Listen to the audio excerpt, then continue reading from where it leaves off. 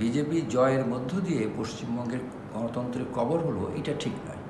বরং আমি মনে করি বিজেপির এই জয়ের মধ্য দিয়ে পশ্চিমবঙ্গে গণতন্ত্রের নবযাত্রা শুরু হলো। কারণ মমতার শাসনামলে নির্বাচনকে তিনি একেবারে খেলো করে ফেলেছিলেন, অনেকটা শেখ হাসিনার মতো। তবে সেখানে দিনের ভোট রাতে হয় নাই, এটাও ঠিক। সেখানে ওখানকার পুলিশ দিয়ে ভোট কেন্দ্রে ভোট দিয়ে দেয় নাই। কিন্তু যেটা হয়েছিল সেটা হচ্ছে ওদের ভিন্ন কায়দায়, যে বিরোধী দলের লোকদের তারা ভোট দানে বাধা দান করত। নির্দিষ্ট এরিয়ায় যে সমস্ত জায়গায় দেখা যেত এখানে বিরোধী দলের বসবাস, সেই অঞ্চলের মানুষদেরকে মমতার গুন্ডা পান্ডারা ভোট দিতেই দিত না। এবং ইলেকশন বুথে ভোট জ্যাম, অর্থাৎ বুথ জ্যাম বলে একটা কথা পশ্চিমবঙ্গে ব্যাপকভাবে চালু আছে, তারা সেইটা করত।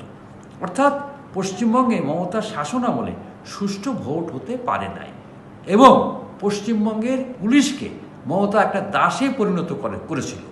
তা এই যে দাস পুলিশ দিয়ে সে নির্বাচনটা করাতো। কিন্তু এইবার যেটা হয়েছে সেটা হলো যে এই দাস পুলিশদের ক্ষমতা ছিল না, কারণ কেন্দ্রীয় বাহিনী ব্যাপক সংখ্যক ছিল। এইখানে বুথজাম করার ঘটনা ঘটে নাই, এখানে মানুষ ভোট দিতে পেরেছে এবং এটা সবাই এক বাক্যে স্বীকার করেছে যে পশ্চিমবঙ্গের ইতিহাসে এইবার সবচেয়ে নিরাপদ এবং নিশ্চিন্তে মানুষ ভোট দিয়েছে। এবং পশ্চিমবঙ্গের এই নির্বাচনে একটা লাশ পড়ে নাই, কোথাও লাঠালাঠি হয় নাই, কোথাও পুলিশকে লাঠিচার্জ করতে হয় নাই। তো কাজেই এই রকম একটি শান্তিপূর্ণ ভোট হওয়া মানেই হচ্ছে পশ্চিমবঙ্গে যে পূর্বের যে এক সময়কার বামফ্রন্টের সময় যে নির্বিঘ্ন ভোট হতো সেই কথাটাই মনে করে দেওয়া হয়েছে। এবং এতে করে ভারতে গণতন্ত্রের বা পশ্চিমবঙ্গে গণতন্ত্রের, অর্থাৎ মানুষ যে ভোট দিতে পারে, ভোট দিতে পারবে, এই যে নিশ্চয়তা তৈরি হলো, কাজে একে আমি নিঃসন্দেহে বলতে পারি যে পশ্চিমবঙ্গে গণতন্ত্রের নবযাত্রা হলো।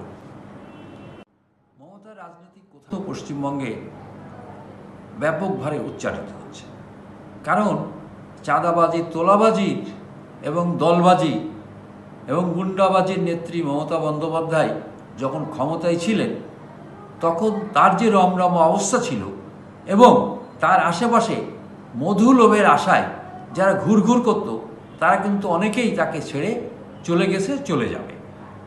কারণ একটা জিনিস মনে রাখতে হবে, জাতি হিসাবে ওরাও কিন্তু আমাদের মতো বাঙালি জাতি এবং বাঙালি জাতির মধ্যে একটা সুবিধাবাদী প্রবণতা আছে।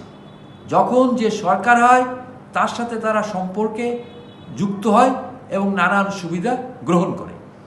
আর বিশেষ করে মমতার ক্ষেত্রে যেটা হয়েছে যে মমতা মানে এত দুর্নীতি করেছে, তার মমতার মন্ত্রিসভার 8 থেকে 9 জন দুর্নীতির দায়ে জেল খেটেছে এবং অনেকে দুর্নীতির দায়ে এখনও তাদের মাথায় আছে।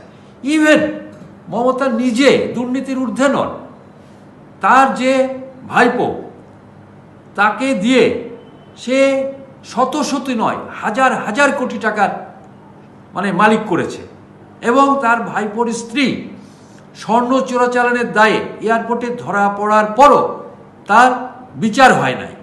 তো এই রকম একটি জায়গায় যখন ক্ষমতায় ছিল তার দাপট ছিল, আজকে সে ক্ষমতাহীন এবং সবাই তাকে একে একে ছেড়ে চলে যাচ্ছে। এবং এখন যে তিনি এমএলএগুলো পেয়েছেন, অর্থাৎ পশ্চিমবঙ্গের রাজ্যসভায়, পশ্চিমবঙ্গের বিধানসভায় এখন যে সদস্যরা আছেন, আমি এটা নিশ্চিত করে বলে দিতে পারি এর অর্ধেক সদস্য বিজেপি যোগ দেবে, দল ছেড়ে চলে যাবে। এইটাই স্বাভাবিক। মমতার রাজনীতির, মমতার তৃণমূলের কার্যত কবর হবে না। আমি মনে করি না পশ্চিমবঙ্গের সংখ্যালঘুরা কোণঠাসায় পড়বে, বরং মমতার শাসনামলে পশ্চিমবঙ্গের সংখ্যালঘুরা কোণঠাসা হয়ে পড়েছিল এবং তারা কোণঠাসা হয়ে পড়ার কারণ হচ্ছে তারা বিভ্রান্ত হয়ে পড়েছিল। কারণ মমতা যেটা করতো বা করতেন সেটা হচ্ছে তিনি মাথায় কাপড় দিয়ে, অজু না করে কোরআন শরীফ মাথায় দিয়ে হাতে রেখে, অথবা মুসলিম পল্লীতে যে, অথবা তিনি জনসভায় তিনি যেহেতু আরবি জানতেন, তিনি যেহেতু ইসলামিক স্টাডিজে পাশ করেছিলেন, কাজে আরবি জানাটা তার জন্য সহজ ছিল, তিনি 2-4টা সূরা কলমা পড়ে অথবা ভুলভাল বলে তিনি সাধারণ মুসলমানদেরকে এমন একটা জায়গায় নিয়ে এসেছিলেন যে এতদিন পরে আমরা তো একটা মুখ্যমন্ত্রী পেয়েছি, অর্থাৎ তিনি তো আমাদের কথা বলেন, ইসলামের কথা বলেন, কিন্তু কার্যত যে আরএসএসের অ্যাসাইনমেন্ট বাস্তবায়ন করতে এসে তিনি এই মুসলমানদেরকে বিভ্রান্ত করেছেন।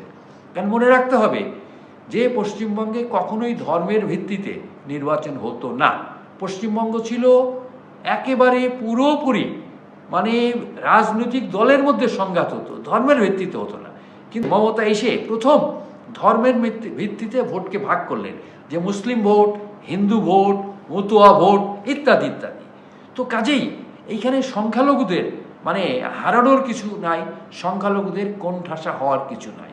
হয়তো প্রশ্ন উঠতে পারে যে মানে নবনির্বাচিত মুখ্যমন্ত্রী শুভেন্দু ক্ষমতা গ্রহণ করার সাথে সাথেই সংখ্যালঘুদের মৌলিক অধিকারের উপরে কিছু হস্তক্ষেপ শুরু করেছেন।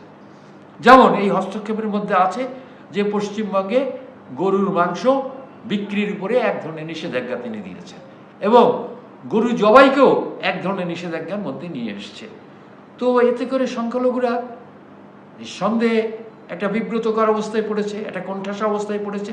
কিন্তু এটি চূড়ান্ত নয়, বরং সংখ্যালঘুরা তার অধিকার আদায়ের জন্যে যে দীর্ঘদিন লড়াই করতে ভুলে গেছিল, হ্যাঁ, সেই লড়াইটা তারা করতে শিখবে।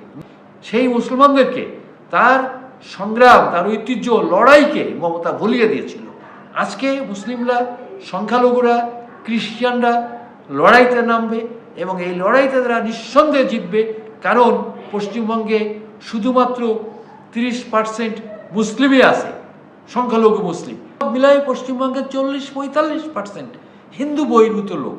তো সেইখানে কোণঠাসা হওয়ার জায়গাটা কোথায়? এখানে দরকার যেটা ছিল লড়াইয়ের যে মশালটা জ্বালায় দেওয়ার, এই লড়াইয়ের মশালটা জ্বলে গেল এবং আমার মনে হয় এই লড়াইয়ের মধ্য দিয়ে পশ্চিমবঙ্গের সংখ্যালঘুরা মমতার আমলে হরণকৃত সকল অধিকারকে তারা পুনর্বাসন করবে এবং সংখ্যালঘুরা অত্যন্ত দাপটের সাথে সেই বামফ্রন্ট আমলের মতোই থাকতে পারবে।